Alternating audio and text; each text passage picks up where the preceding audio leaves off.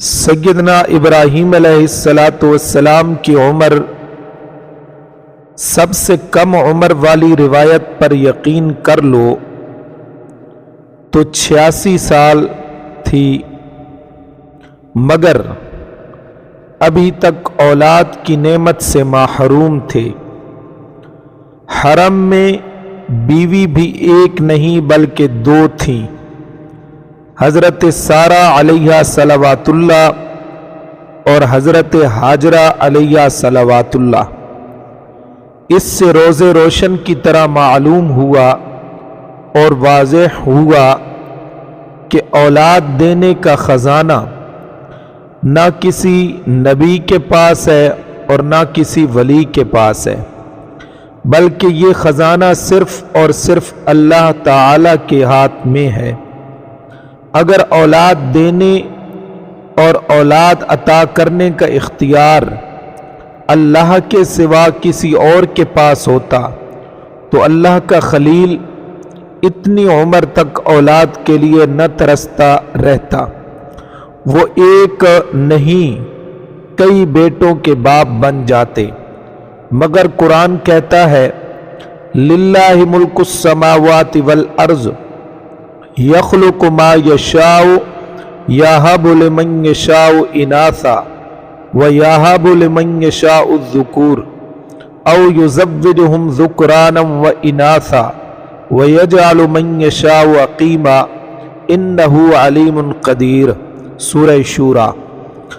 اللہ ہی کا راج اور بادشاہی ہے آسمانوں میں بھی اور زمین میں بھی۔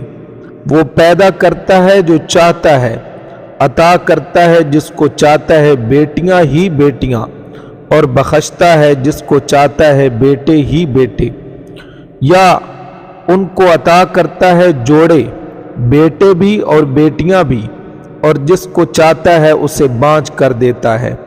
بے شک وہی ہے سب کچھ جاننے والا اور قدرت والا۔ اگر اولاد دینے کا خزانہ اور اولاد سے محروم کر دینے کا اختیار اللہ کے ہاتھ میں ہے تو پھر سیدنا ابراہیم علیہ السلام کی طرح اولاد لینے کے لیے پکارنا بھی صرف اللہ کو چاہیے، بالکل اسی طرح جس طرح حضرت زکریا علیہ السلام نے بیٹے کی آرزو اور خواہش میں صرف اور صرف اللہ کے آگے عاجزی اور زاری کی، رب ہب لی من لدنک ذریۃ طیبہ انک سمیع الدعاء۔ سورہ آل عمران۔ اے میرے پالنہار، عطا کر مجھے اپنے پاس سے اولاد پاکیزہ، بے شک تو سننے والا ہے دعا کا۔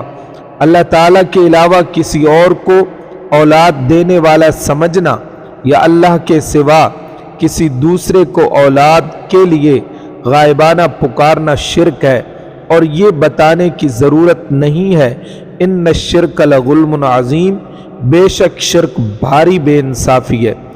دعا قبول ہو گئی۔